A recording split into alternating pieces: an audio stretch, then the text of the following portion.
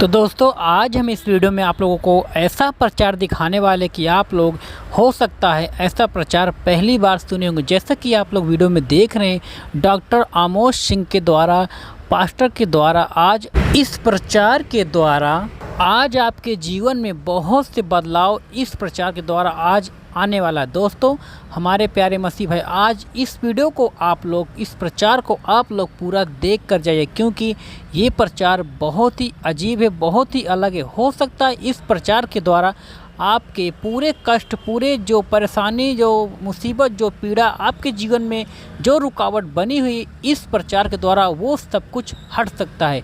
बस आप लोग इस वीडियो को पूरा विश्वास के साथ देखते रहिए। तो मैं आशा करता हूँ, मैं उम्मीद करता हूँ कि इस वीडियो से आपके जीवन पूरे बदलने वाले हैं। बस आप लोग इस वीडियो को स्किप मत करिएगा, पूरा देख कर जाइए। और हाँ, जितने हमारे प्यारे मसीह भाई बहने वीडियो को स्किप कर देते, काट कर चले जाते, मैं उन लोगों से खास कर कहना चाहता हूं कि आप लोग यह वीडियो, यह प्रचार आप लोग पूरा देख कर जाइए, क्योंकि इस प्रचार से आप लोगों को बहुत कुछ सीखने को आज इस वीडियो में मिलने वाला है। बस आप लोग पूरा एंड तक देखिएगा। और जितने प्यारे मसीह भाई बहन वीडियो को स्किप कर देते हैं, उन लोगों से मैं खास कर कहना चाहता हूं कि आप लोग वीडियो को स्किप मत करिए, क्योंकि शैतान नहीं चाहता है कि आप लोग यीशु मसीह के ऊपर विश्वास करें, यीशु मसीह के वचनों के द्वारा यीशु मसीह के वचनों पर चलें। वो नहीं चाहता। इसीलिए हो सकता है आपके मन में किसी न किसी तरह वो भरमाने की आपको कोशिश करेगा, लेकिन आप लोग वीडियो की स्किप मत करिएगा, पूरा देख कर जाइए, क्योंकि ये वीडियो बहुत ही अलग है। मैं बार बार आप लोगों से कहता हूँ कि ये वीडियो बहुत ही अजीब है, बहुत ही अलग है। आप लोग पूरा देख कर जाइए। चलिए देर न करते हुए पहले इस वीडियो को हम लोग सब मिल के देखते हैं, फिर आप लोगों से हम बातें करते हैं।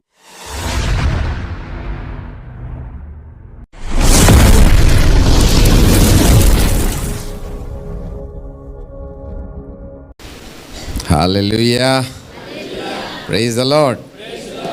पिता परमेश्वर को धन्यवाद देते हैं, उसकी आराधना करते हैं कि परमेश्वर पिता ने हम सबको ये विशेष अनुग्रह दिया है कि आज हम सब परमेश्वर की उपस्थिति में उसका वचन सीखने के लिए तैयार हैं। प्रभु हर वक्त हमारे लिए नया होता है और वो कभी पुराना नहीं होता, ठीक है। इसलिए जब तुम सत्य को जानोगे तो सत्य तुम्हें स्वतंत्र करेगा। मनुष्य को परमेश्वर ने बड़ी फुर्सत से बनाया है। पहले दिन उसने कहा प्रकाश हो जा, बोला तो हो गया। दूसरे दिन उसने कहा पानी एक जगह इकट्ठा हो जा, भूमि निकल आए, तो हो गया। तब उसने नीचे वाले पानी को समुद्र और ऊपर वाले पानी को बोल दिया आकाश। फिर उसने हरियाली बना दिया, जीव जंतु बना दिया, तो ऐसा हो गया। फिर उसने चांद और सितारे बना दिए। उसने कहा इतनी बड़ी आकाश गंगा बन गई। फिर उसने हरियाली और चांद सितारा बनाने के बाद में कुत्ता, बिल्ली, गाय, गधा, घोड़ा सब बना दिया। बनाया वो, नाम रखा आदम। कोई कम बात है? परंतु छठवें दिन प्रभु ने बोला नहीं, कुछ काम किया। क्या किया उसने?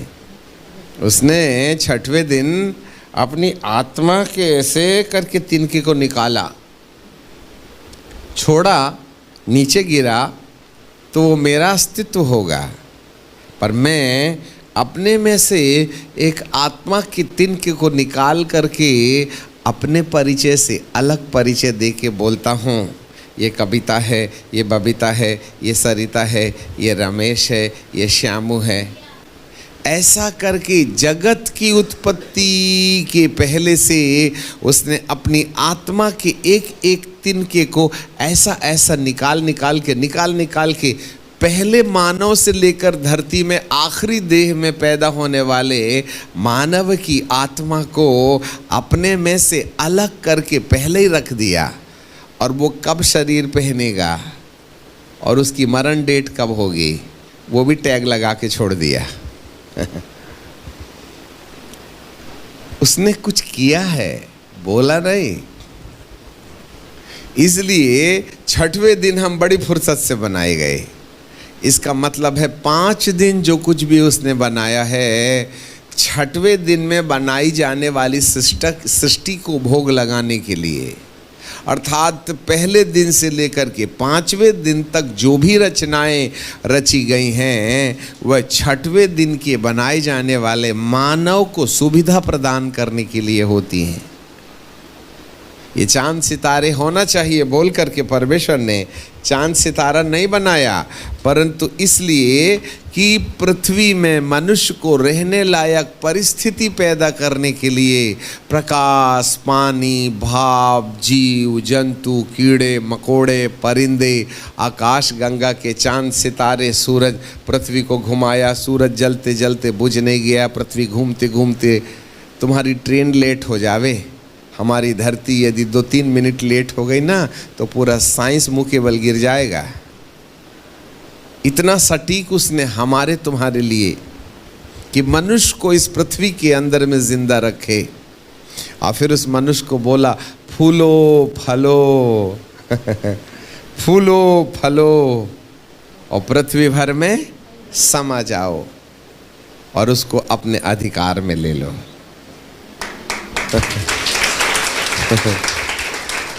तो आजकल हम इस सृष्टि को अधिकार में लेने के बजाय वो हमको अधिकार ले लेती है। परेशान हो गए, दिमाग खराब हो गया, गर्मी, भयंकर गर्मी, ठीक है कि नहीं? हमें उसको परेशान करना चाहिए तो वो हमें परेशान कर रही है। ये सृष्टि से हम परेशान होने नहीं हुए पैदा, हम सृष्टि को परेशान करने के लिए पैदा हुए हैं। एक्चुअली हमें सताना चाहिए शैतान को, तो वो हमको सताता है। नहीं समझे बात? छठवें दिन में प्रभु ने जो आशीष दी थी, फूलो फलो और पृथ्वी भर में समा जाओ, और नहीं पढ़ी लो ना, नहीं तो आपको लगेगा ये फेकोलॉजी है। उत्पत्ति की किताब और उसका है कि नहीं 2 अध्याय, एक मिनट ठहरिए, हाँ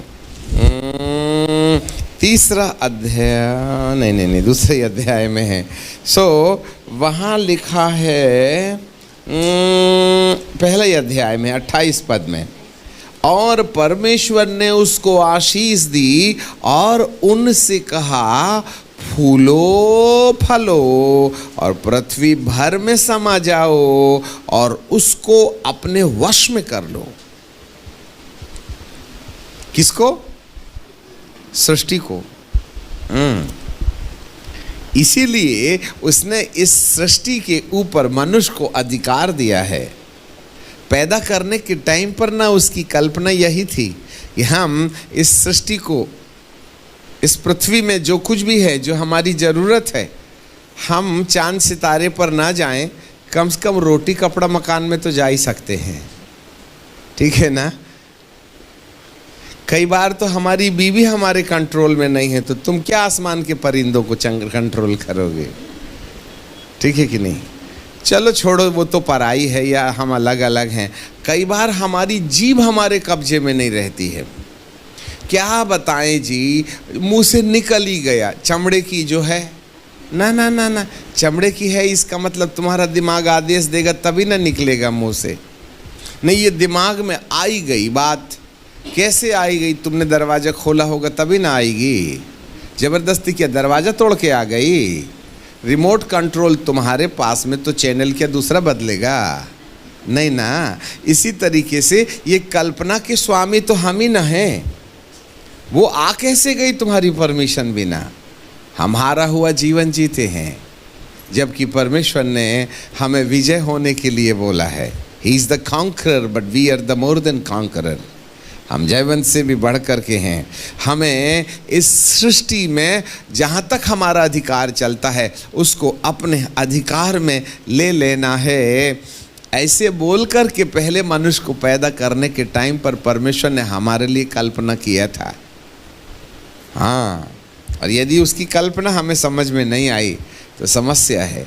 सब बातों को परमेश्वर ने कहा और हो गया, पर हम ऐसा नहीं हैं कि उसने कहा और हम हो गए। उसने अपनी आत्मा में से आत्मा अलग किया, उसने अपने प्राण में से प्राण अलग किया, और फिर उसके रहने के लिए मट्टी खोद करके पानी डाल करके, जैसा आप रोटी बेलते ना, आटा गूंथते ना, वैसे मट्टी सान करके उसने इस खूबसूरत शरीर बनाया।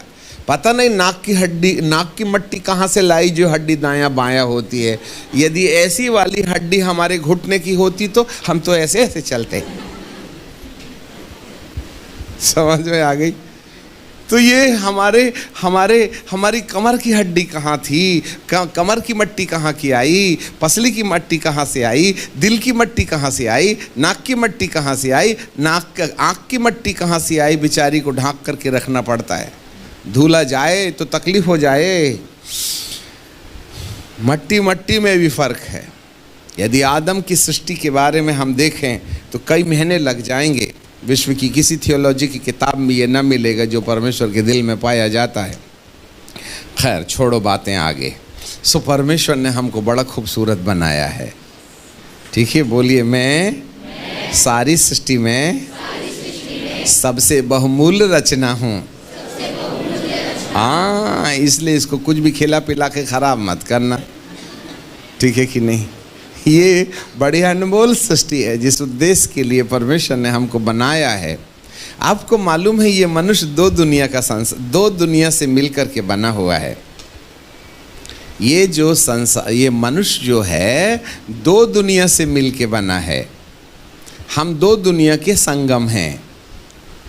एक है भौतिक दुनिया और दूसरा है आत्मिक दुनिया।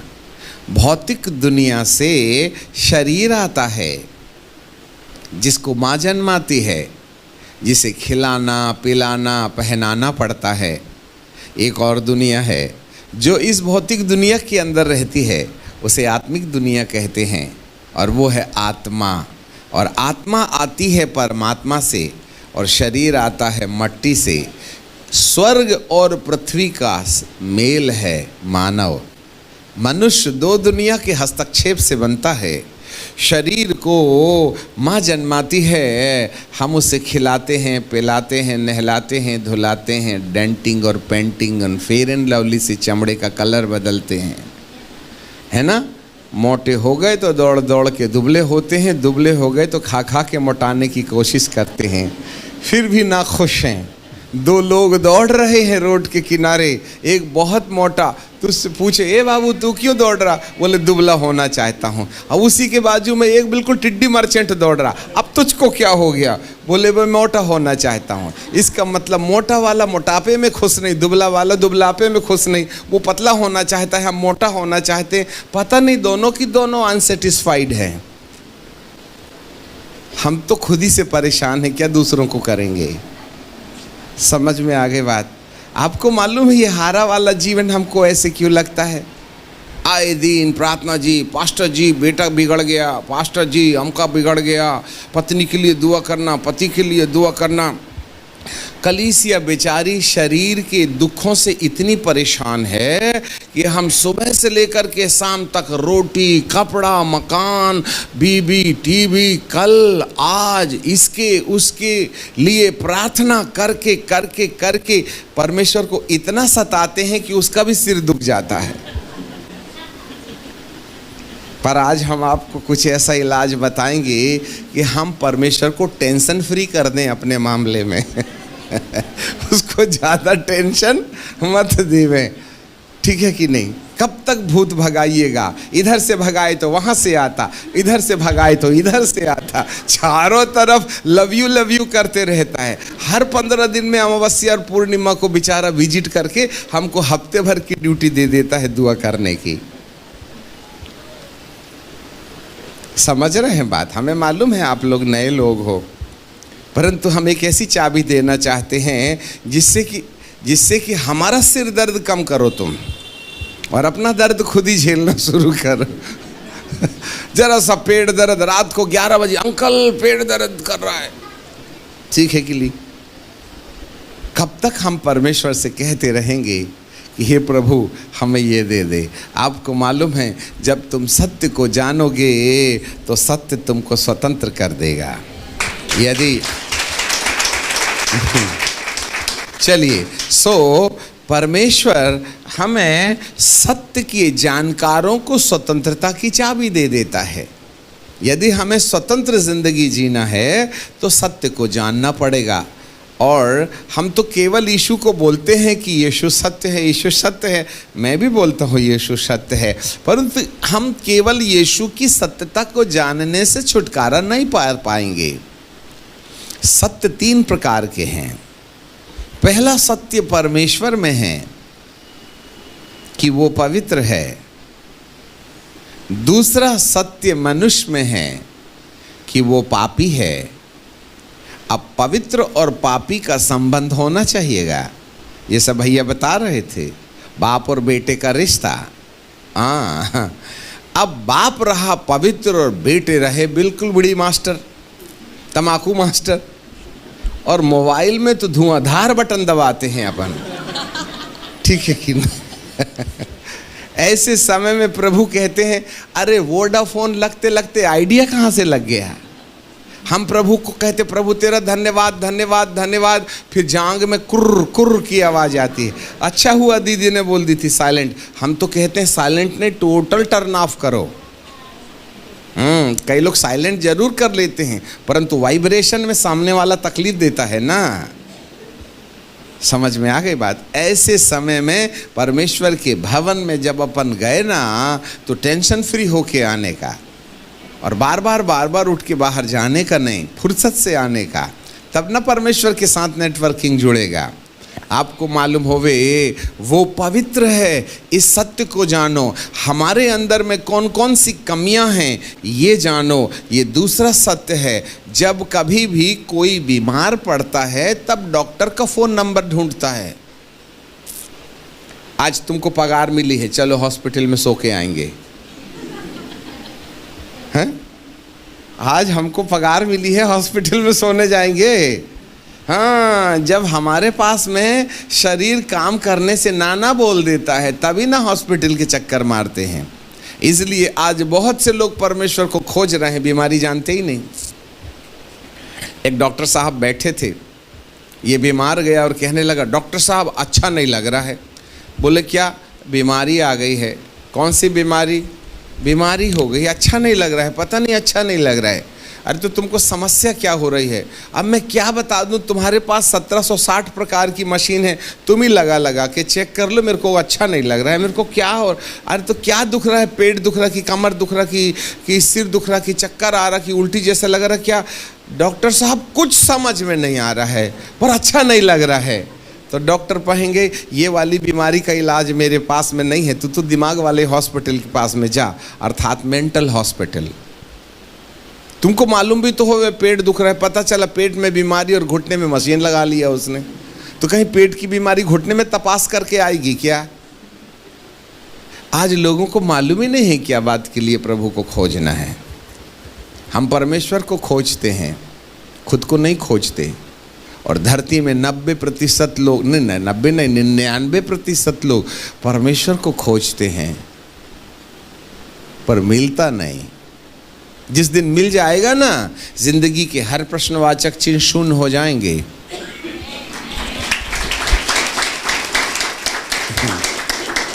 प्रभु कहते हैं, जब तक यहोवा मिल सकता है तब तक उसकी खोज में रहो। और प्रभु यीशु मसीह कहते हैं, मैं खोए हुओं को ढूंढने आता। हम उसको खोजते, वो हमको खोजता। पता चलता अपन खोजते खोजते ऊपर गए और वो हमको खोजते खोजते धरती पर आया, और जंक्शन में मुलाकात नहीं हुई तो वो हमको धरती में खोजते रहे, हम आकाश में खोजते रहे। जब तक यहोवा मिल सकता है उसको खोजो। अब वो हमको खोज रहा है, हम उसको खोज रहे हैं, तो खो कौन गया है? वो हमको खोजे, हम उसको खोजें, वो हमको ढूंढे, हम उसको ढूंढे, तो खो कौन गया भाई साहब? वो कि हम? वो नहीं खोया है, वो तो हमको खोजने के लिए देह बन के आ गया। यही तो तीसरा सत्य है ना। तीसरा सत्य हमको खोजने आया है, और हमारी खोज उसको उस समय हो जाती है जब तुम खुद को पा लेते हो।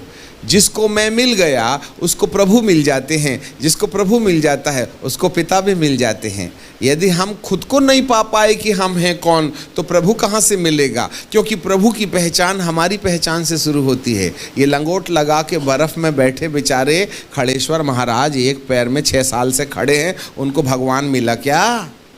नहीं मिला। अनादि गुरु शंकराचार्य जी से किसी ने पूछा, स्वामी जी तुमको मोक्ष मिला क्या? बोले मोक्ष बड़ी कठिन चीज़ है, मैं ट्राई कर रहा हूँ ढूंढने की।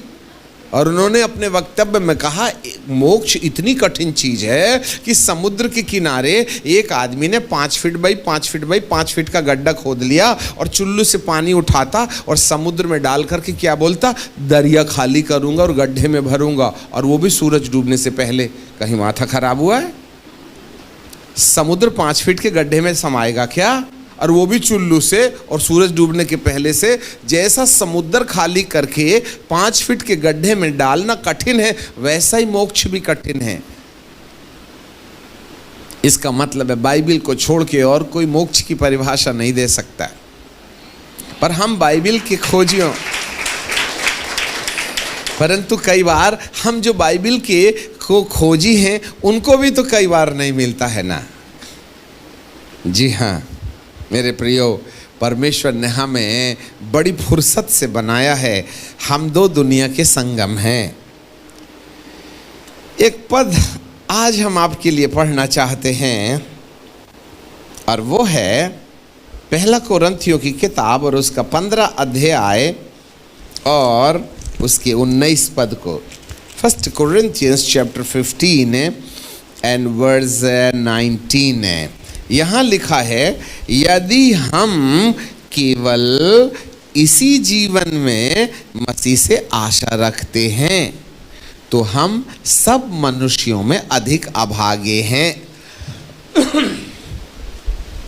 हमारे पीछे बोलिए, यदि हम केवल इसी जीवन में मसीह से आशा रखते हैं तो हम सब मनुष्यों से अधिक अभागे हैं।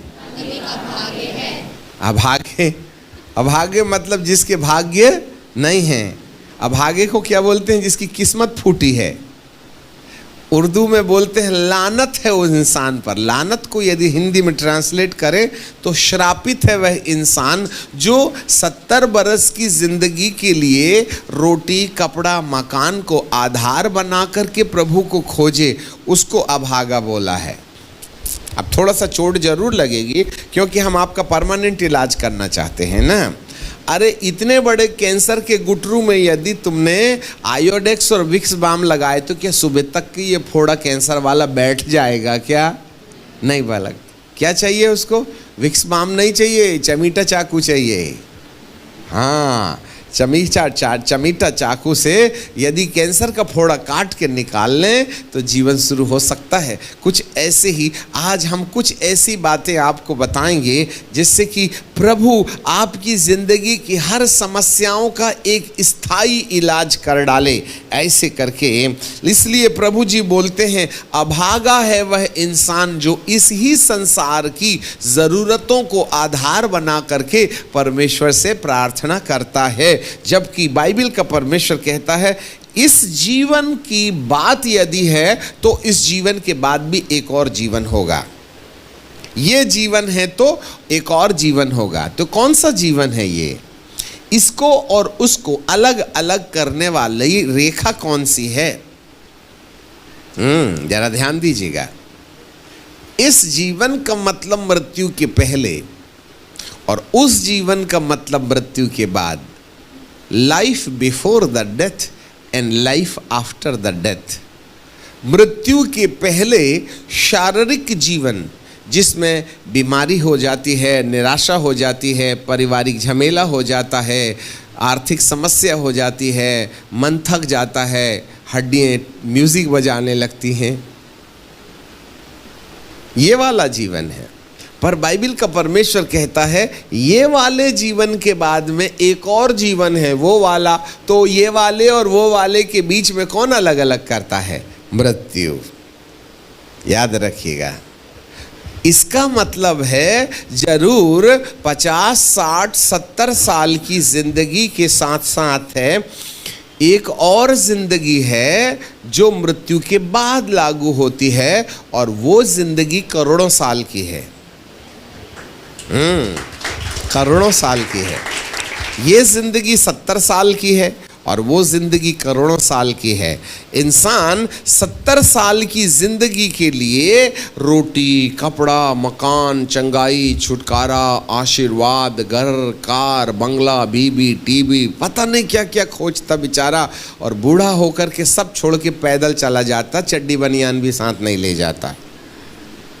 कमाए थे हमने क्या नहीं किया, जिंदगी बचपना खेल खेल करके खो दिया, जवानी नींद भर सोया, और अधेड़ उम्र बाल बच्चों के लिए पैसा कमा कमा के पेंसिल समान जिंदगी घस दी, और जब बुढ़ापा आया तो हड्डी म्यूजिक बजाने लगी।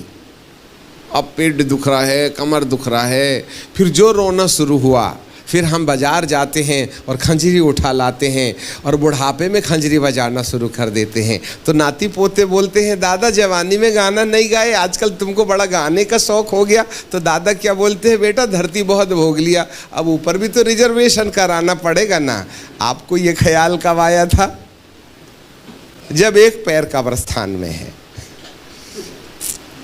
जब डॉक्टर बोलता है थोड़े से दिन बचे हैं, तब भगवान के दरबार में आ जाते हैं।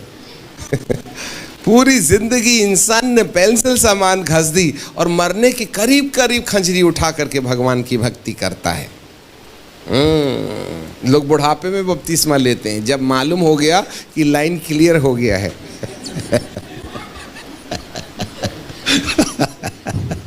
हालेलुया। तो ऐसे लोगों को तो अभागा ही न बोला है। तुम्हें बिल्कुल आखिरी में याद आती है कि एक और जिंदगी है। अभी तक हमको, जब तक नाती नतरे नहीं हुए थे ना, तब तक हमको लगता था जिंदगी यही है। शादी तो कर दी बेटे की, बेटा जल्दी से पोता दिखा दे। अब जैसे तैसे पोता, तो दादा क्या बोलता, वाह मजा आ गई, 50% काम ओवर। फिर वो बोलता है, मुझे बेटा एक पोती भी दिखा दे, बोले। तो पोती भी आ गई। तो फिर बुढ़ा बाबा क्या बोलते हैं, हे प्रभु अब सब देख लिया, तू तो अब अपने पास बुला ले। तो प्रभु कहते हैं, यही देखने पैदा हुआ था क्या? समझ में आ गई बात। पोता पोती देख के पैदा हुआ था, पोता पोती देखने पैदा हुआ था क्या? ऐसे लोगों को तो बाइबल में लिखा है भागा, मतलब किस्मत फूटी पोता देखने वाले की। हमें मालूम ही नहीं हम पैदा किया बात के लिए हो गए। मेरा परमेश्वर हमको इस धरती के अंदर 6वें दिन बड़ी फुर्सत से इसलिए थोड़ी बनाया था कि पोता पोती देख के मर पड़ो तुम। चंगाई के ड्रम बजा रहे, आशीर्वाद का, नौकरी और चाकरी का। ठीक है, ये 70 बरस की जिंदगी में काम आता है, परंतु एक और जीवन है, उसके बारे में भी तो चिंता करो। मृत्यु के बाद वाले जीवन की भी तो चिंता कीजिएगा। और जिस समय मृत्यु के बाद वाले जीवन की चिंता में सफल हो गए ना, तो ये वाली चिंता के जितने भी प्रश्नवाचक चिन्ह हैं, बिना भगाए भाग लेंगे। जो अपनी जिंदगी में प्रभु परमेश्वर क्या बात के लिए धरती पर पैदा किया, हम कैसे परमेश्वर की इच्छा पूरी कर लें, यदि हम इसमें सफल हो गए, तो जितनी भी असफलता हमारे शारीरिक जीवन में है, चाहे बीमारी से जुड़ी हो, चाहे परिवार से जुड़ी हो, चाहे धन व्यापार से जुड़ी हो, चाहे नींद नहीं आने वाली समस्या हो, चाहे ये समस्या हो, वो समस्या हो, सारी समस्या जड़ पीड़ से उखड़ जाएगी। जड़ पीड़ से उखड़ जाएगी। इसलिए हम कहीं ना कहीं वो बात में वहाँ हम पहुँच जाएं जहाँ पहुँचने के बाद ये सारी समस्याओं का समाधान हो जाता है। समझ में आ गई। यीशु कहते हैं, हे बोझ से दबे लोगों मेरे पास आओ, मतलब बोझ हमारे पास है। फिर प्रभु ये भी कहते हैं, मेरा बोझ उठा लो। बताइए, बोझ से दबे लोगों को बुलाने वाला बोलता मेरा बोझ उठा लो। हे प्रभु, हमारा ही बहुत है, तुम्हारा कहाँ झेलेंगे। बात एक ही है, तुम बोझ से दबे लोगो मेरे पास आओ। फिर प्रभु जी कहते हैं मेरा बोझ उठा लो। हे प्रभु, तुम हमारा वाला ले लेना चाहते, तुम तो और हमें सिर में डाल रहे हो। बोले मेरा बोझ हल्का है, क्योंकि मैं नम्र और दीन हूं। जिस समय मेरी नम्रता और दीनता को पहचान जाओगे ना, तो तुम्हारा बोझ आपसे आप मेरे किए भी ना हल्का हो जाएगा। हम अपने बोझ उतरवाने के चक्कर में उसका लेते ही नहीं। जिसने उसका बोझ ले लिया, तुम्हारा आपसे आप हल्का हो जाएगा। Praise the Lord। समझ में आए? परमेश्वर की बिल्कुल उल्टी गणित है। हम 1 2 3 करते हैं, वो 99 98 95 करता है। वो हमको बुलाता है कि बोझ ले लो, तुम्हारा बोझ लाओ। प्रभु कहते हैं मेरा उठा लो। और जिसने मेरा उठाना सीख लिया, तुम्हारा आपसे आप भाग निकलेगा। इसलिए आजकल मैं प्रभु मेरे को पैसा दे दे, पैसा दे दे, पैसा दे दे, ये प्रार्थना की गलती नहीं करता। मैं मेरे को चंगाई दे दे, चंगाई दे दे, चंगाई दे दे, ऐसा नए लोग करते हैं बेचारे जो बीमार हैं। परंतु अब 17 साल हो गए, KG1 ही अटेंड कर रहे हो तुम, तो दूसरी क्लास में कौन जाएगा? समझ में आ गई? जो बिल्कुल नए नए हैं उनके लिए अपन लोग प्रार्थना करें। आपको मालूम है प्रभु नए लोगों को चंगाई दे जाता है, और जब वो विश्वासी बनते हैं तो उनको चंगाई देना बंद कर देता है। हे प्रभु, नए को चंगाई देता, विश्वासी बनने की बात नहीं देता। हाँ, मैं अपने तरफ से नए लोगों को चंगाई देता हूँ, और जब वे विश्वास में आ जाते हैं तो अपने तरफ से चंगाई देना बंद कर देता हूँ। तुम खुद विश्वास से चंगे होना सीख जाओ, ऐसी प्रैक्टिस करता हूँ। तो हम प्रभु के सिर में कब तक गिरेंगे, कब पैर के ऊपर चलेंगे? समझ रहे हैं बात को? इसीलिए प्रभु कहते हैं मेरा बोझ उठा लो। मेरा बोझ उठाए तो तुम्हारा हल्का हो जाएगा। और जो बोझ मैंने तुमको दिया, जो तुम्हारे पास बोझ है ना, वही बोझ है जो तुमको मेरा बोझ उठाने की प्रेरणा देता है। अब एक बात बताइए, आदमी हॉस्पिटल कब जाता है? जी बोलिएगा, हॉस्पिटल कब जाता है? जब बीमार होगा तभी ना जाएगा, है कि नहीं? हम प्रभु के पास कब आते हैं? जब तक डॉक्टर के पास में गए तो ये इलाज, वो इलाज, ये डॉक्टर, ये तपास, वो तपास, सब कुछ करते करते करते करते थक जाते। फिर डॉक्टर साहब कहते अब तो ऊपर देखो तुम। तो हम पंखा देखते हैं, तो डॉक्टर बोलता पंखा नहीं, इसके भी ऊपर देख। तो अगली मंजिले में कौन रहता है उसको देखते। अरे वो भी नहीं रे बाबा, अपने इष्ट को देख। तब हमारा फ़ोन नंबर ढूंढते हो तुम। जब डॉक्टर बोलते हैं 5 दिन बचे, फिर देखना नरक की किताब से भी ना भगवान का एड्रेस मिल जाता है। समझ में आ गई? तो तुम उसके पीछे लगे कब थे? हैं? अपन कब प्रभु को ढूंढते हैं? जब दुनिया हमारी मदद करना बंद कर देती है, तब हम प्रभु के दरबार में आते हैं। हम केरल जाते हैं कई बार, बहुत सुप्रसिद्ध प्रचारक हैं, और वहाँ कहीं भी सीधी रोड नहीं है, बस ऐसी ऐसी ऐसी ऐसी चलती है। और आपको मालूम होवे, कई बार हमको बहुत कम समय रहता है तो बड़ी तेज़ी से चला के बोले आते हैं। तो एक जगह ड्राइवर ने ऐसा देखा नहीं कि ब्रेकर है, और हुई करके, और उतने में ब्रेकर में बहुत जोर से गाड़ी धुड़ुम धुड़ुम धुड़ुम धुड़ुम। तो हमारे साथ जो 2-3 लोग थे ना, सब जोर से चिल्लाए स्तोत्रम स्तोत्रम करतावे, स्तोत्रम स्तोत्रम स्तोत्रम। जब तक गाड़ी बराबर चल रही थी किसी ने हालेलुया नहीं बोला, और ब्रेकर आते बराबर स्तोत्रम स्तोत्रम स्तोत्रम। हमने कहा आइडिया, हे प्रभु हर 5 मिनट में इनको झटका लगे ना, ये तो 24 घंटा पुकारेंगे।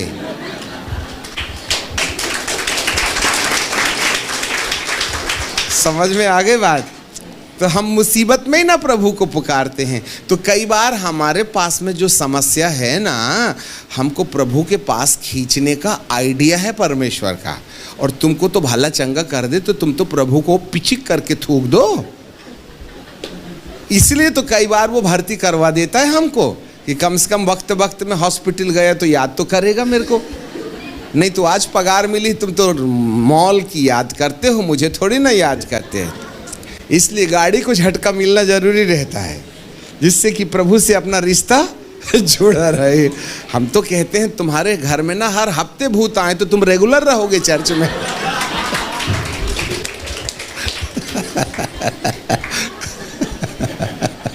हालेलुया। एक बार की बात है, हम झांसी में गए साहब। एक झांसी में एक आंटी जी बोलने लगी, पास्टर जी चाय में आना, नाश्ते में आना, लंच में आना, अमके में आना, ढमकी में आना। बड़े परेशान थे वो हमको अपने घर बुलाने के लिए। और जनरली जब कभी हम कहीं बाहर जाते हैं तो घर जाना पसंद नहीं करते, क्योंकि ज़्यादातर हम प्रभु के चरणों में ठहरे तो ज़्यादा मसाला लेके ना आएंगे तुम्हारे लिए। आपका खाना खाएं तो उत्तर प्रदेश खाली हो जाता है, क्योंकि इधर भरा तो इधर गायब, इधर रहेगा खाली, है ना, इधर खाली रहेगा तो इधर पावर रहता है। इसलिए खाना पीना ज़्यादा हम पसंद नहीं करते। परंतु ये आंटी लगी हाथ धो के, पास्टर साहब मैं तुम्हारे पैर पड़ती हूँ, हाथ जोड़ती हूँ। हमने कहा ये नहीं मानने वाली हैं, ठीक है शाम को चाय के लिए आएंगे हम। आ गए साहब। उन्होंने चाय नाश्ता ये वो रखा और एक कहानी बताना शुरू किया। पादरी साहब मैं रात को सोती हूँ, बच्चे उनके कहीं नौकरी में चले गए, पति नहीं है। जब मैं रात को सोती हूँ तो रात को कोई आता है और मेरी टीवी ऑन कर देता है, अरे फिर नल खोल देता है, ओहो, फिर प्लेट ऐसी ऐसी आती है और मेरे नाक के पीछे से जा कर के फिर वहाँ गिर जाती है। मैं बोले ये तो बड़ा ही प्रकार का भूत है। और झांसी की रानी ने कितने लोगों को वहाँ कत्ल की थी, वहाँ तो भूत ही भूत है झांसी में, सीपरी मिशन कंपाउंड में। तो चलते फिरते देखते हैं और वहाँ तो लोगों की आदत है इनकाउंटर होने की भूतों की, उनको डर भी नहीं लगता, आया है जाने दे।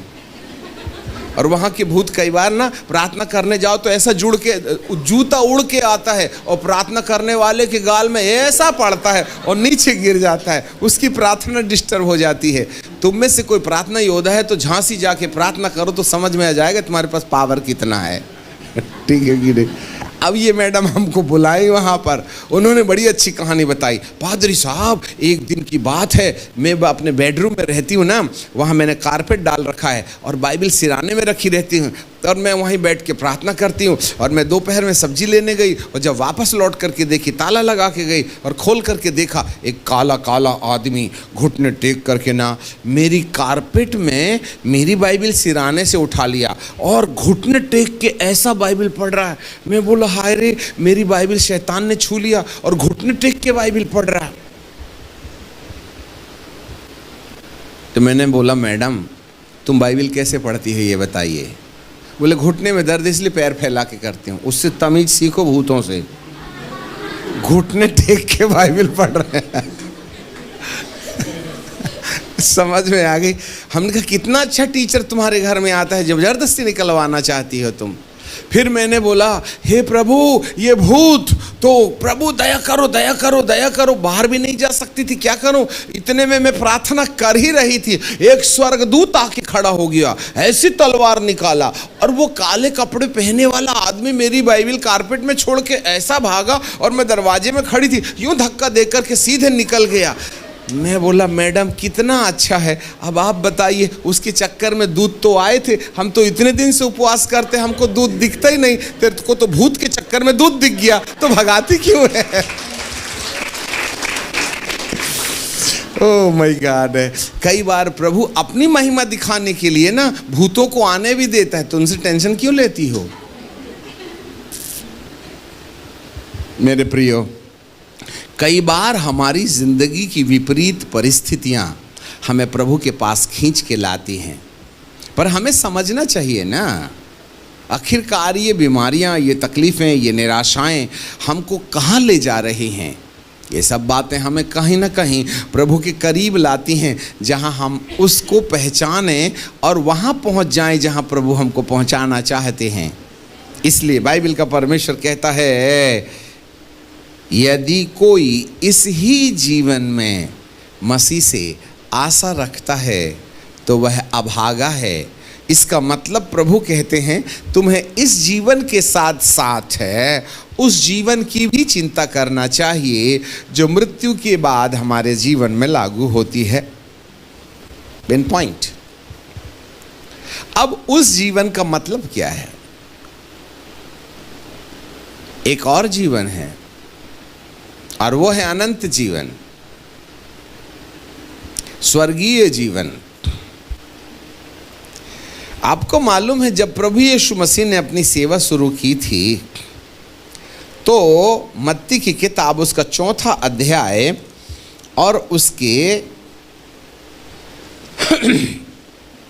27 पद में बाइबल हमें 17 पद में हमें बताती है, उस समय से यीशु प्रचार करना और यह कहना आरंभ किया कि मन फिराओ, स्वर्ग का राज्य निकट आ गया है।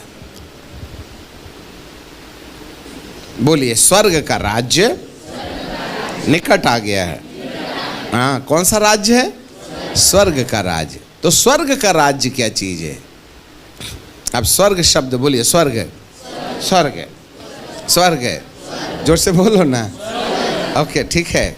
अब हम यहाँ आए और ये दीदी जो लीड कर रही थी उन्होंने हमारा परिचय दिया।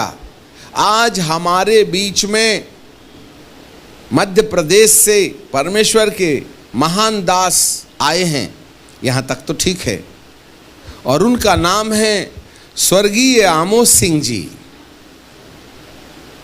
तो मैं बोलूँगा, ये डिग्री तुमने लाए कहाँ से? नहीं सुने आप? फिर से सुना। जाग रहे हैं आप? नहीं जाग रहे हैं आप? हमें परिचय दे रहे हैं। स्वर्गीय आमोस सिंह जी जब आएंगे तो आप ताली बजाइएगा। नहीं समझे? तो स्वर्गीय शब्द किसके ऊपर लगाते हैं? तुमने तो जिंदे पर ठोक दिया। तो दोबारा मैं आऊंगा क्या? मैं कहूंगा प्लीज स्वर्गीय मरने के बाद लगाना, अभी मैं जिंदा हूं। ठीक है कि नहीं? तो स्वर्ग शब्द जो है कब लागू होता है?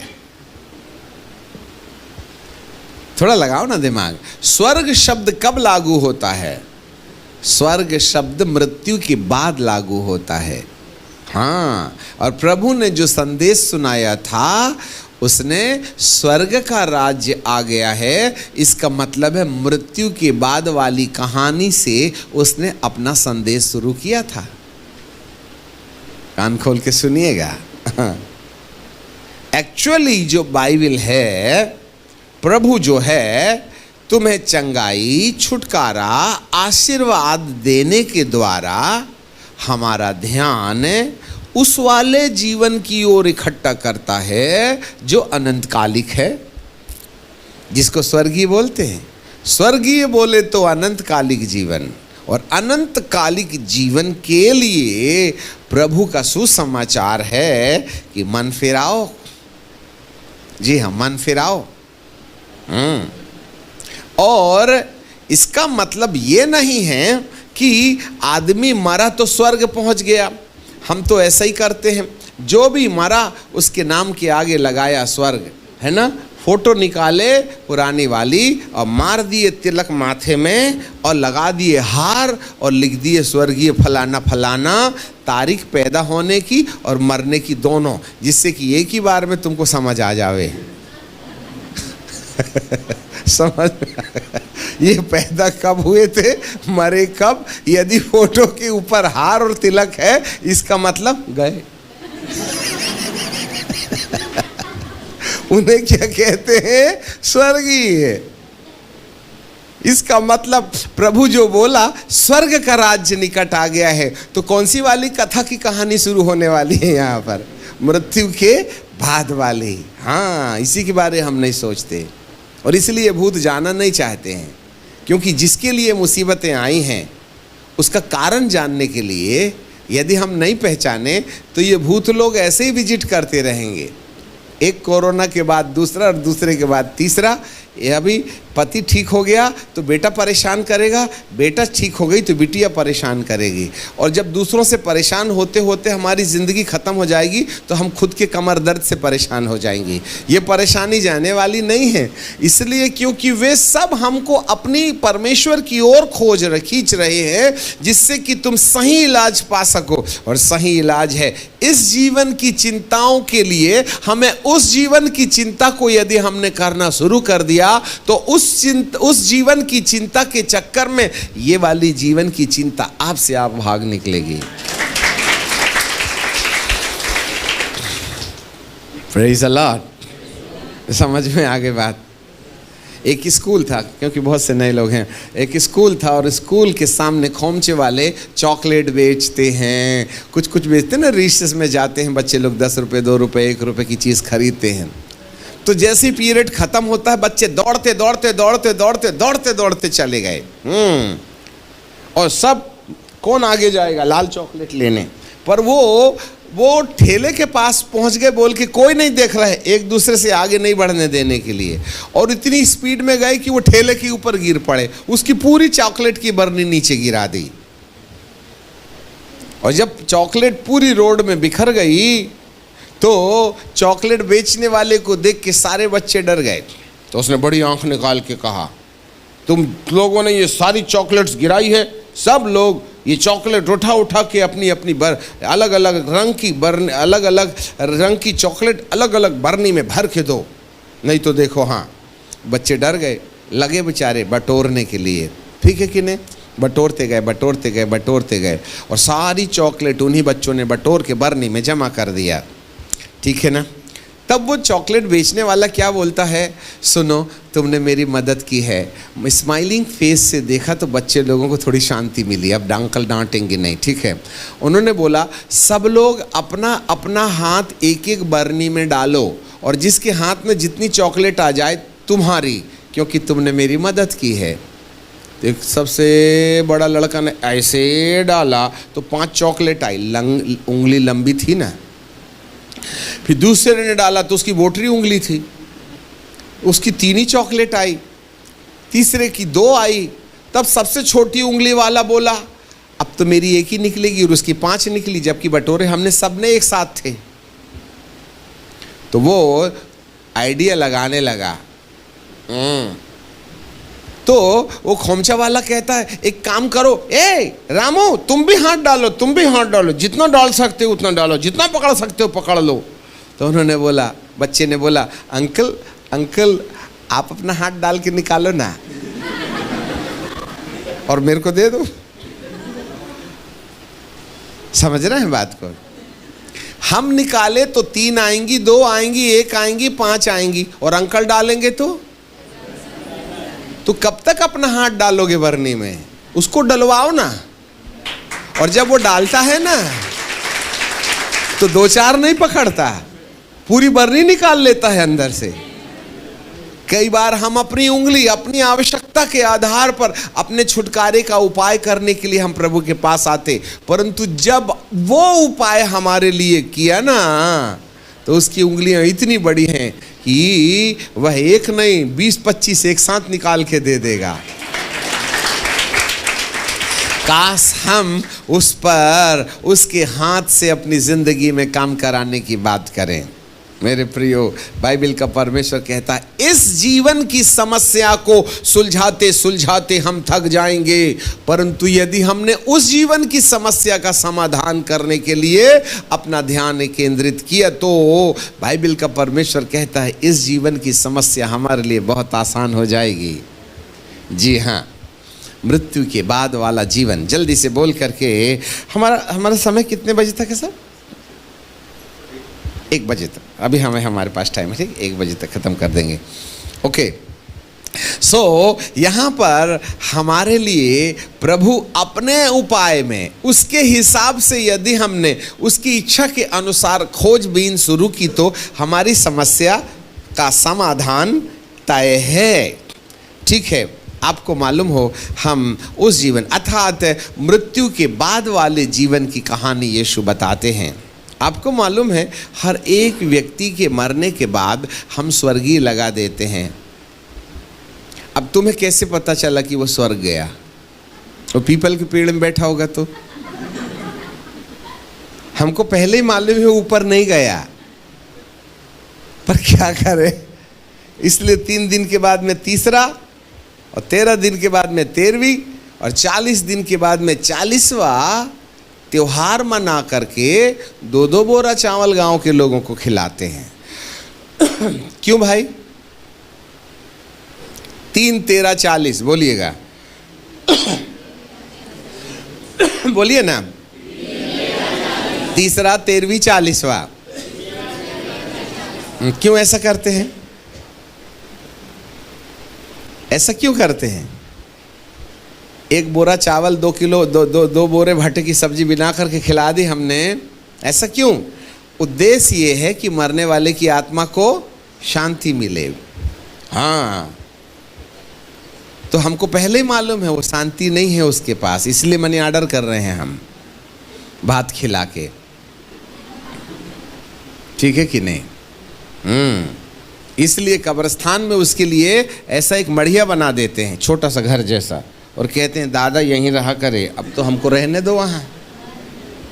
और तीसरा और 13वीं और 40वां में प्रार्थना, दुआ, नमाज, पूजा पाठ सब धर्म के लोग करते हैं, क्रिश्चियन लोग भी करते हैं। तीसरे की मीटिंग करते हैं, शोक सभा बोलते हैं उसको, कंडोलेंस मीटिंग। ये काय का कंडोलेंस कर रहे हो तुम? नहीं, बोले शांति, क्योंकि रात को आते होंगे उड़ी का कट्टा लेने के लिए, इसलिए उनका इंतजाम पूजा पाठ, प्रार्थना, दुआ, नमाज से कर देते। जा रे बाबा तू अब बीड़ी उड़ी मैंने लेने मत आना, कुबड़ी दे दे बेटा। रात को सपने में आते हैं, बेटा मेरी जैकेट वहाँ बड़ी ठंड है, कंबल लंबल भी तो पहुँचा दो कब्रिस्तान। ऐसा करके उनका इंतजाम करते हैं। हमको मालूम है उनको शांति नहीं है, वी नो इट, लिख जरूर दिया शांति, परंतु है नहीं, अच्छे से समझ लेना। इसलिए हमको शांति मृत्यु के बाद स्वर्गीय होने का अधिकार किस शर्त पर मिलेगा, ये हमको जीते जी अपना बंदोबस्त अपने से करके जाना का। दूसरों के मत्थे छोड़ दिया, ए बेटा तीसरे दिन में 3 बोरा भात खिला देना तो मेरा पीपल के पेड़ से ट्रांसफर स्वर्ग में हो जाएगा, और ऊपर वाले ने ये 1 बोरे की रिश्वत ग्रांट नहीं किया तो हम तो हमेशा पीपल के ही ना पेड़ में रहेंगे। इसलिए बेटा बिटिया के माथे में ट्रांसफर ऑर्डर मत देना, अपने हाथ में लेके जाना। इसलिए बाइबल कहती है स्वर्ग का राज्य आ गया है, अर्थात मरने के पहले तुमको पूरा कंफर्म करके ले जाना है टिकट। वेटिंग रही और ई रही तो, ई टिकट वेटिंग रही तो, और समय में यदि कंफर्म नहीं हुई तो विदाउट टिकट रहो अब करोड़ों साल तक पीपल के पेड़ में, नीम के पेड़ में, इमली के पेड़ में। हम तो आएंगे हर हफ्ते विजिट करने, जूता दे दो, कंबल दे दो, इसलिए हम उनका इंतजाम करते हैं। याद रखिएगा, आपकी आस्था से इंसान को मरने के बाद स्वर्गीय जीवन नहीं मिलता, उसकी एक शर्त है, और उसकी शर्त ये है कि हम कहीं ना कहीं हमारे प्रभु दूसरे आगमन में, आपको मालूम है ये तीसरे नंबर वाला जो सत्य है वो सत्य ये है, प्रभु यीशु का पहला आगमन हमको इनाम देने के लिए आया कि तुम्हें वो सलाह दे कि अनंत जीवन में कैसे प्रवेश किया जा सकता है।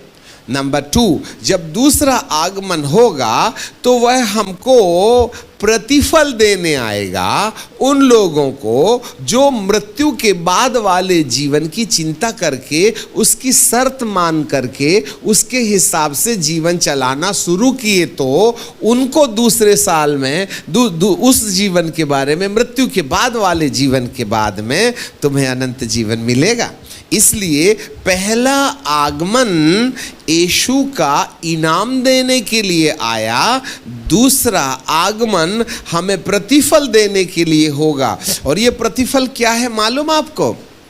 यीशु का दूसरा आगमन क्यों होगा? यीशु का दूसरा आगमन इसलिए होगा जिससे कि वह हमारे मरे हुए शरीर को जिंदा कर दे और जिंदे शरीर को अमर शरीर में बदल डाले, जिससे कि हमारी आत्मा जो सुखलोक में चली गई है वह हमारा तन पहने महिमा की देह, अर्थात हम मुर्दों में से जिंदा हो जाएं और जो मृत्यु के समय आत्मा और प्राण निकल गया है वह फिर से महिमा की देह में प्रवेश हो जाए। जैसे यीशु मुर्दों में से जिंदा हो गए और महिमा की देह पहन करके आकाश गंगा के ऊपर चले गए, उसी तरीके से अपने इतिहास के समान वह हमारी जिंदगी में भी एक नया इतिहास लिखना चाहता है कि वो दोबारा आएगा तो मुर्दों को जिंदा करेगा और जिंदे लोगों को महिमा की देह में बदल देगा कि हम उसके समान उसके साथ है कहाँ उठाए जाएं? स्वर्ग में उठाए जाएं। ये है स्वर्ग का राज्य। अब जरा ध्यान दीजिएगा, आपको ये वाला शरीर एक न एक दिन मट्टी को प्यारा होना तय है और इसी बीच यीशु आ गया तो हमारे लिए एक और आशा है कि इस मरने वाले और बूढ़े होने वाले शरीर को प्रभु कभी नहीं बुढ़ाने वाले, कभी बीमार नहीं होने वाले, कभी थकने न थकने वाले शरीर में बदल देगा। ऐसी वाली प्रतिज्ञा प्रभु ने दिया है और ये घटना उस समय घटेगी जब यीशु का दोबारा आगमन होगा।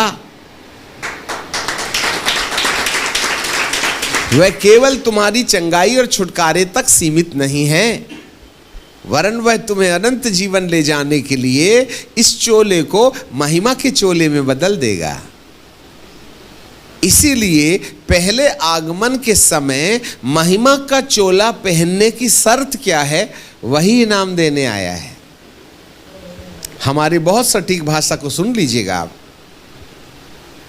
वह केवल चंगाई देने नहीं आया, वह केवल छुटकारा देने नहीं आया, वह केवल भूत निकालने नहीं आया, वह केवल तुम्हारी नौकरी लगाने नहीं आया, परंतु इस भौतिक चमत्कार के पीछे वह हमारा ध्यान परमेश्वर के उस आत्मिक योजना की ओर केंद्रित करना उसका उद्देश्य है।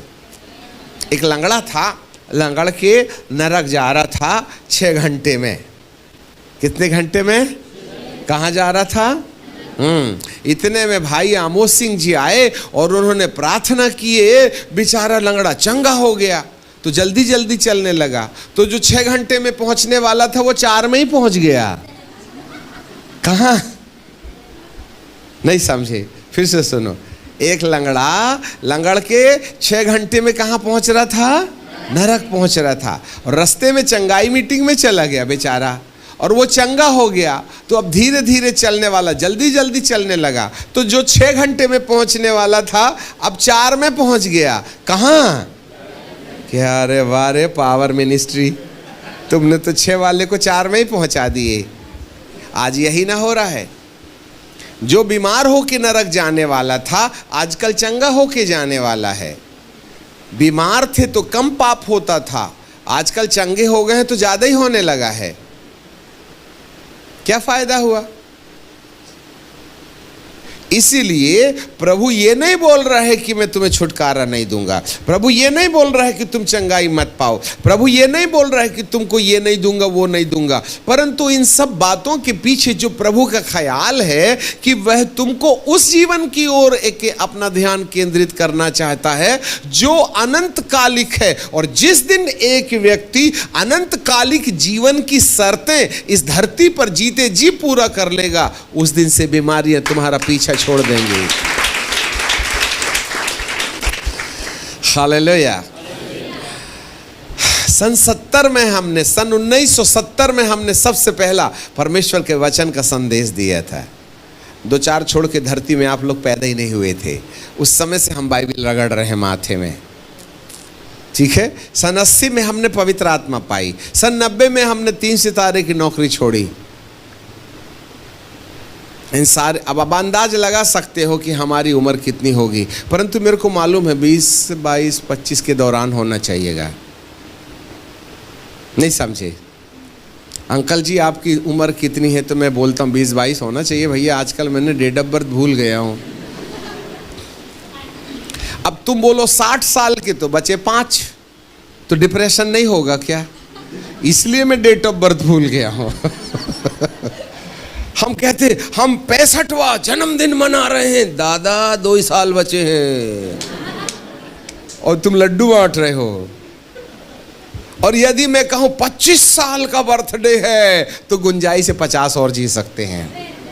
इसलिए सब लोग जो ना पुराने हो गए हैं, अपनी ओरिजिनल डेट ऑफ बर्थ भूल जाओ,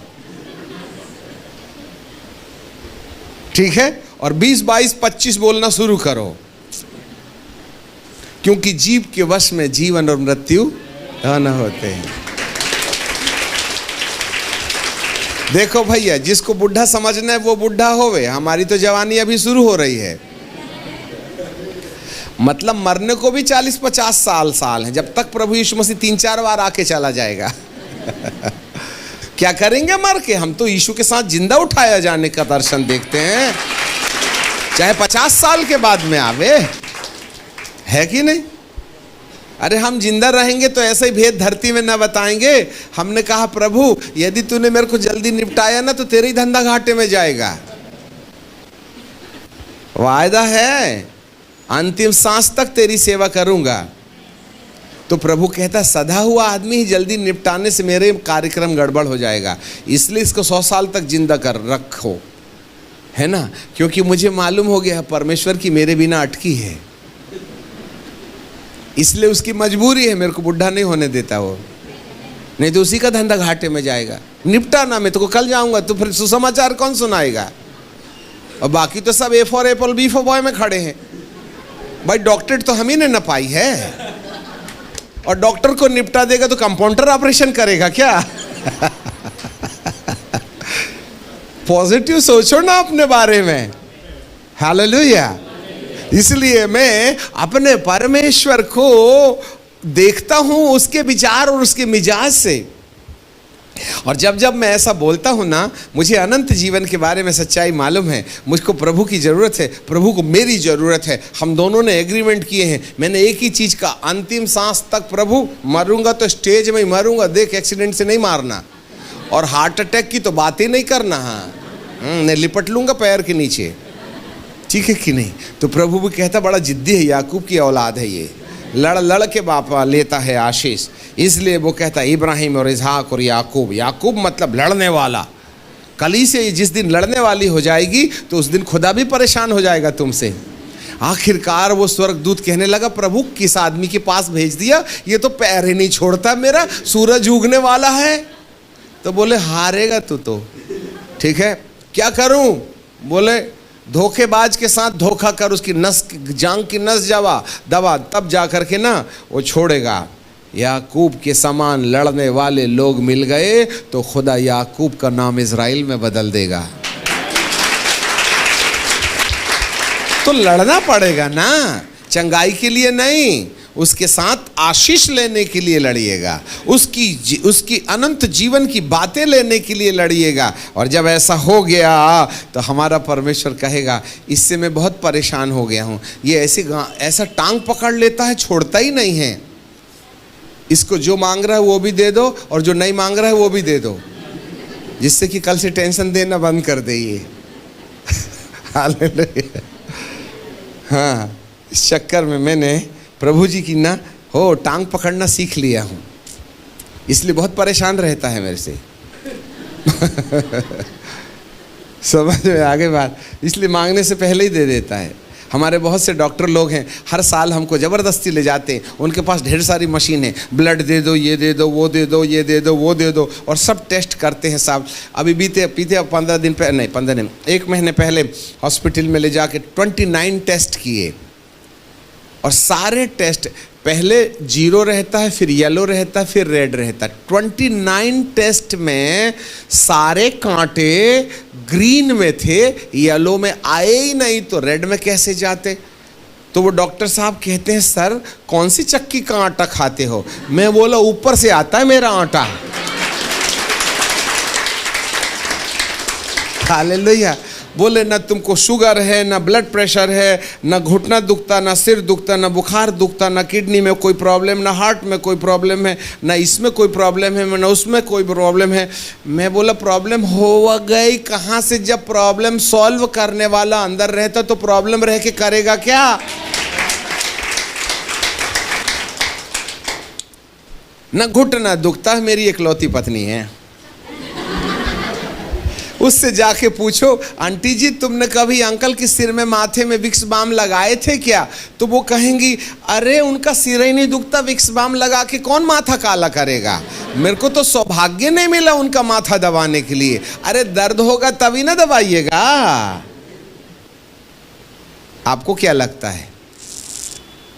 जिस दिन तुम परमेश्वर के प्लान में खड़े हो जाइए, उस दिन जितने शैतान हमको ढकेलने के लिए प्रभु के पास पहुंचाए गए हैं ना, वे सब छुट्टी ले लेंगे। हे प्रभु ये तो पहले ही आ गया तेरे पास में, मेरी जरूरत है ही नहीं। समझ रहे हैं बात? अपनी उंगली, अपना हाथ डालोगे चॉकलेट के बरनी में तो चार ही निकलेंगी, यदि अपने खुदा से निकलवाए तो माला माल हो जाएंगे। इसलिए मास्टर चाबी रखें, ठीक है ना? हम उसको प्रसन्न करने का काम करें, ठीक है कि नहीं? ओके, अब कैसे करेंगे? चलो हम एक कहानी बताते हैं, ठीक है कि नहीं? ओके, कलीसिया लड़की है और यीशु मसीह लड़का है। हम दुल्हन हैं और वो दूल्हा है, ठीक है? एक एक एक एक एक एक एक घर में एक लड़का रहता था, ठीक है? और कलीसिया प्रभु के पास जाती है और उससे अपनी ज़रूरत की बात मांगती है। हे पिता, मैं कमज़ोर, लाचार, मरा कुत्ता, सड़ा बैल, मैं बड़ा निकम्बा लाचार तेरे पास आया। भिखारी लोग ऐसे ही बोलते हैं, मिले बाई जी दया करो, टूटी चप्पल, पुरानी जूते, रूखा रूखा सूखा ये दे दो बाई जी, रुपया 10 रुपया 5 रुपया दे दो, भिखारी हूँ, 3 दिन से खाना नहीं खाया। ऐसा ऐसा करते ना हम। तो भिखारी लोग दरवाजे में घंटी बजाएं तो अपन सोफे में बिठालते क्या?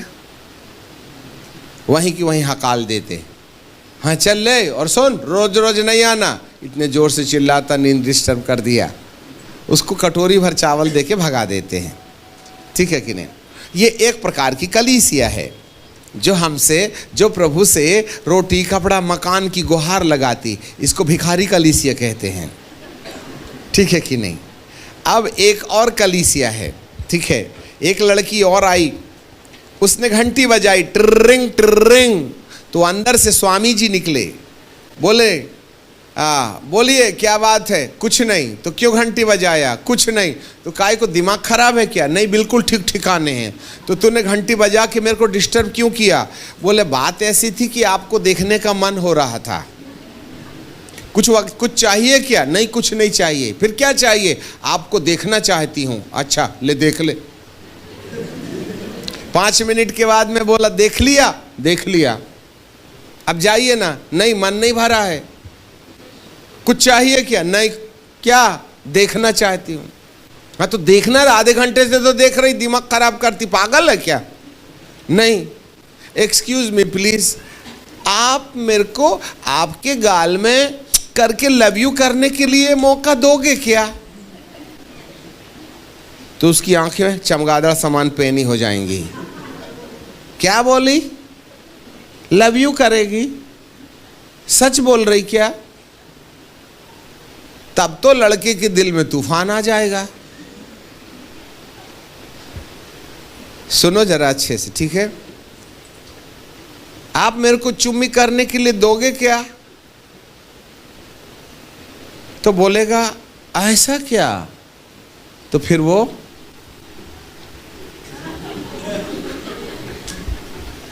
हाँ अंदर आ, अंदर आ, अंदर बुलाएगा।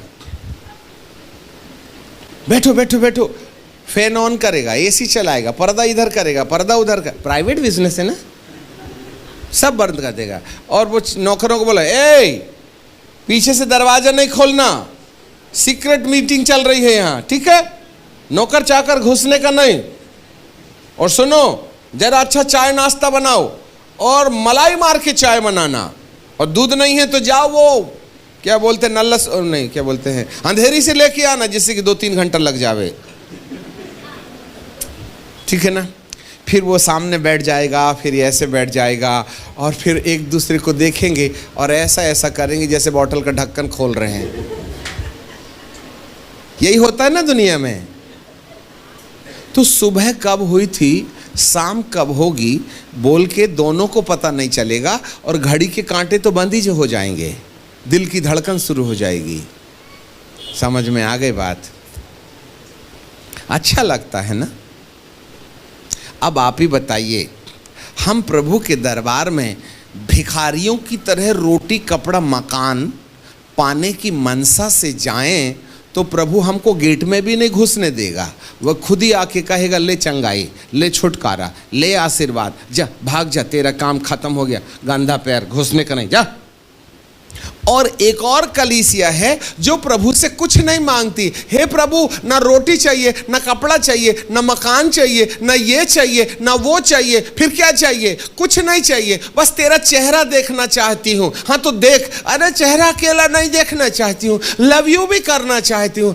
लव यू करेगी, रोड के सामने नहीं करते बेटा, नहीं बेटा नहीं बोलेगे, प्रिया ठीक है अंदर आओ। अब आप बताओ, हम गेट से भगाए जाने वाली लड़की हैं या ड्राइंग रूम में उसके सामने खड़े होकर नहीं, बैठ के पंखे में उस प्रभु के साथ बिना जरूरत मांगे उसके साथ प्रेम में एक होने वाली कलीसिया है।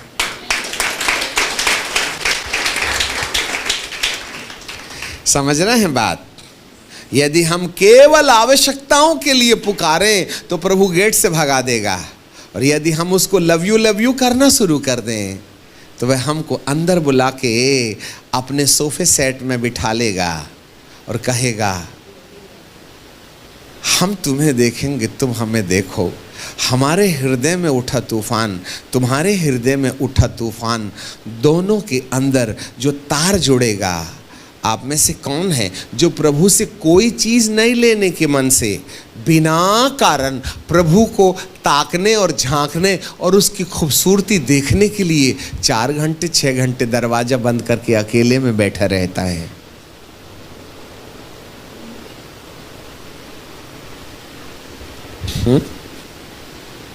हे पिता तेरा धन्यवाद हो, मैं तुझको लाखों लाख धन्यवाद देता। एक ही बार में लाख लगा दिए। प्रभु कहते धन्यवाद 1, धन्यवाद 2, धन्यवाद 3, धन्यवाद 4, कम से कम 5-7 बार बोल दे यार, तू तो एक ही बार में लाख लगा दिया। इतना शॉर्टकट प्रार्थना में मजा नहीं ना आता है। मैं तेरे पास आया, हाँ आजा, क्या बात है, बोलिए जल्दी बोलिएगा। तुझको मालूम है, मांगने से पहले तेरे को मालूम है, हाँ हाँ ठीक है, तू बोल तो सही। बक बक कर रहे आधे घंटे से, दिमाग खराब करता है। हे प्रभु ये दे दे, वो दे दे, ये दे दे, वो दे दे, ये दे दे, वो दे दे, ये दे दे, वो दे दे। 180 प्रार्थना के बाद हम कहते हैं पिता परमेश्वर छोटी सी प्रार्थना सुन ले। प्रभु कहते हैं बाप रे बाप, 180 छोटी है तो बड़ी कितनी होगी। ये भिखारी को गेट से बाहर निकालो, वो देगा जरूर तुमको, परंतु आज हम कोई प्रेयर रिक्वेस्ट लेके नहीं आए। क्या करने आए हैं?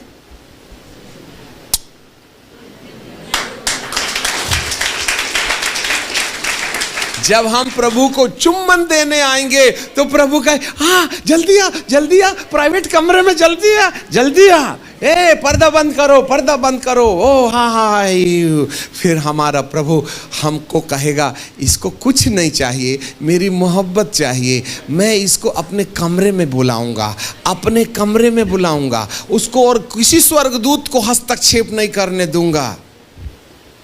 उसे ही तो दुल्हन कहते हैं ना। तो हम कैसी वाली दुल्हन हैं? भिखारी वाली दुल्हन है या उसको लव यू करने वाली दुल्हन है? तो वो ही करना है हमको।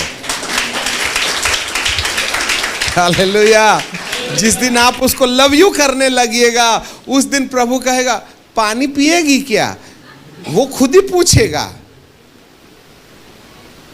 चाय लाऊं, कॉफी लाऊं, अमका लाऊं, ढमका लाऊं। अब तूफान उठा है तो वो तो सब देने तैयार है ना।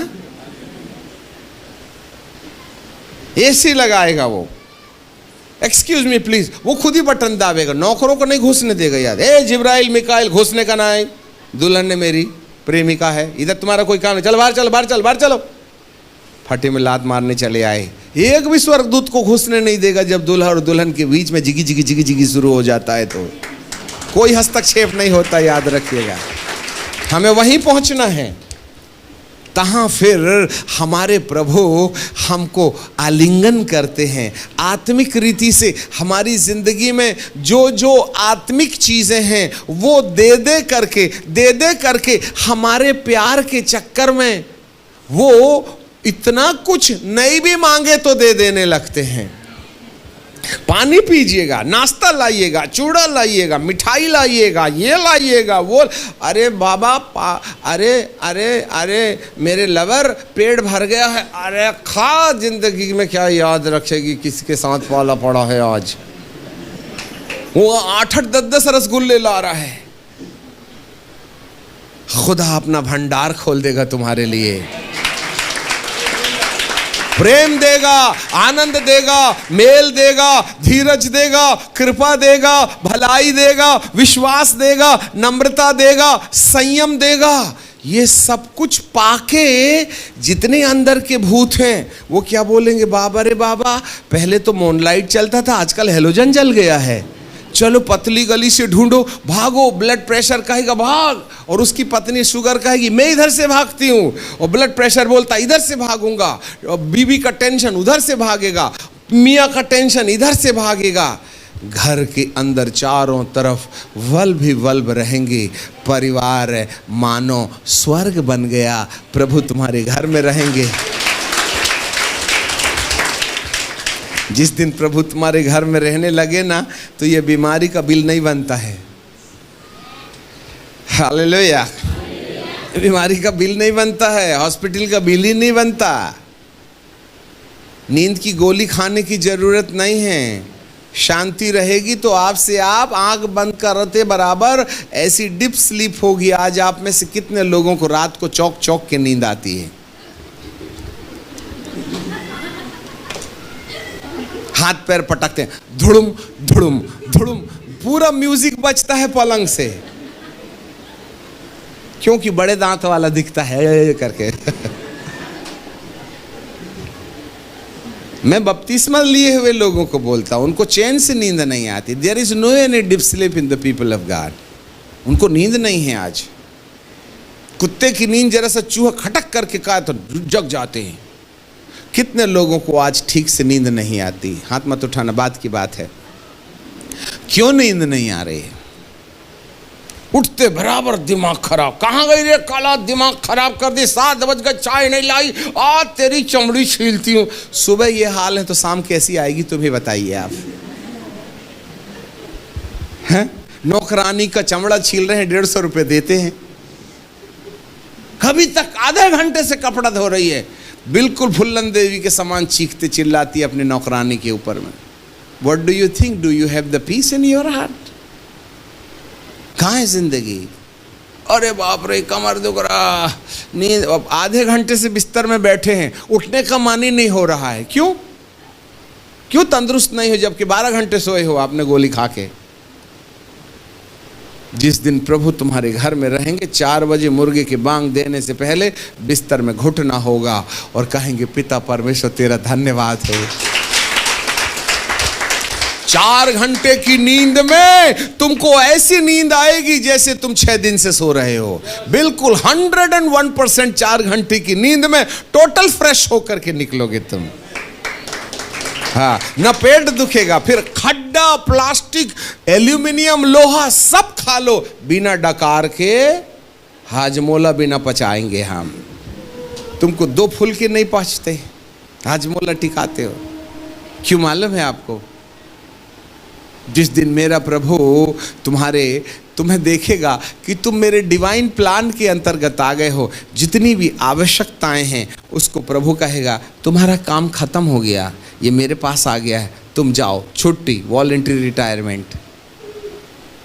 मेरे प्रियो, यही कारण है मैं अपनी ज़िंदगी में कल 11 बजे तक हम मीटिंग ले रहे थे। 10:30 11 बज गए खाना खा के। होटल में आए 12 बज गए। कार से हम 40 50 60 किलोमीटर आए, 2 बज गए। 3:30 बजे उठे, 1:30 बजे 1:30 हम थोड़ा सा 1 आवर हमने स्लीप लिया, और उसके 2 घंटे 3:30 को हम उठ गए। 3:30 को उठे, मुँह हाथ धोए, सब फ्रेश हो गए।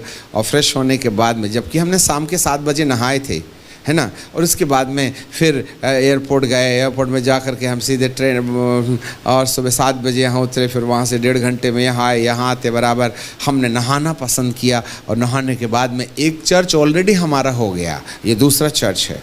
2 घंटे की नींद में कल शाम के 6 बजे से हम खड़े हैं।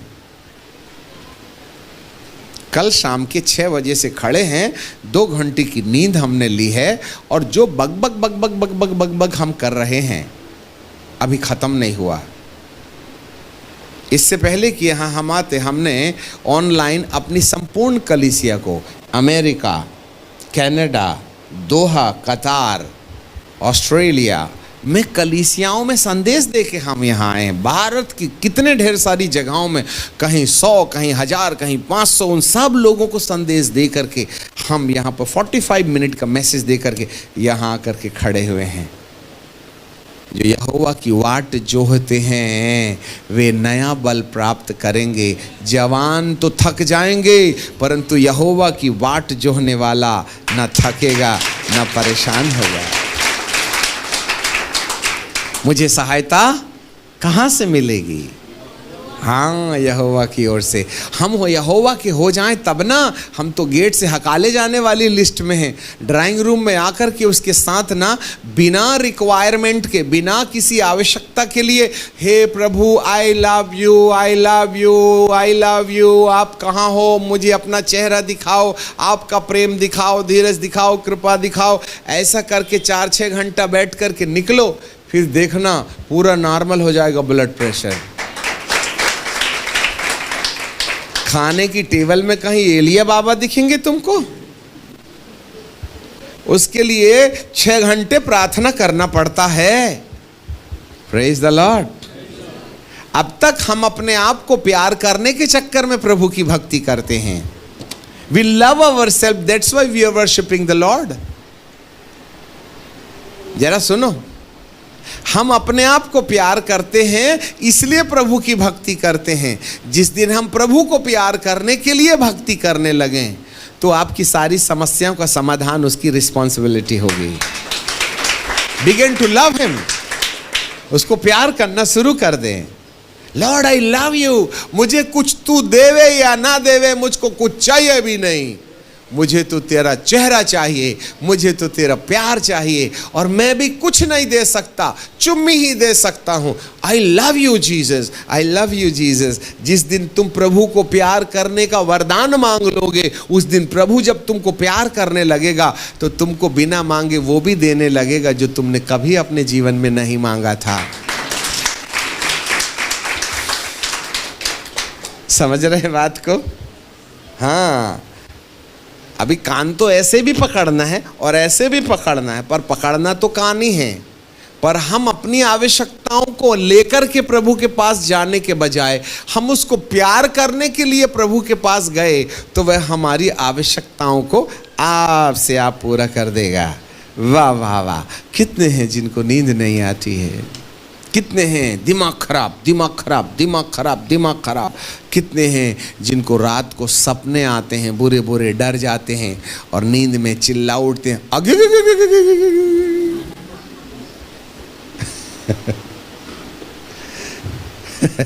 कितने लोगों को जरा दिखाओ तो, कितने लोगों को बुरे बुरे सपने आते हैं? हाथ उठाएं। 1 2 3, इधर दीदी लोग। अच्छा, भाई लोगों को आते, तुमको आते नहीं। इतना तो सफेद झूठ मत बोला करे, जबकि डरते तो तुम ज्यादा हो अंधेरे में।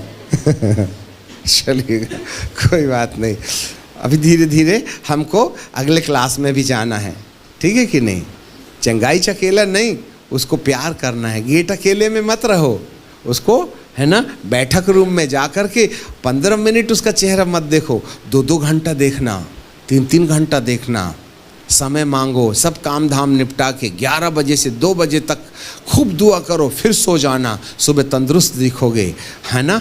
ऐसा वाला समय हमको निकालना पड़ेगा, तब जाके प्रभु कहेंगे तेरे साथ रहने में बड़ा मज़ा आता है, दिल ना बड़ा अच्छा लगता है, क्योंकि तू मांगता नहीं मेरे से, मेरे से लेता नहीं, तू देता ही देता है। क्या देता है? प्रेजिंग देता है, लव यू देता है, अच्छा लगता है। बहुत से लोग मेरे से लेते ही लेते हैं, धन्यवाद देते ही नहीं, और देते भी हैं तो लाख लाख एक ही बार में लाख लगा देते हैं। राइट। सो पिता परमेश्वर हमारे साथ बना रहे। हमारा टाइम ख़त्म हुआ, हम तो 6 बजे तक खड़े खड़े प्रचार करते रहे। दरिया से 2 गिलास पानी निकाले तो क्या लेवल कम हो जाता है?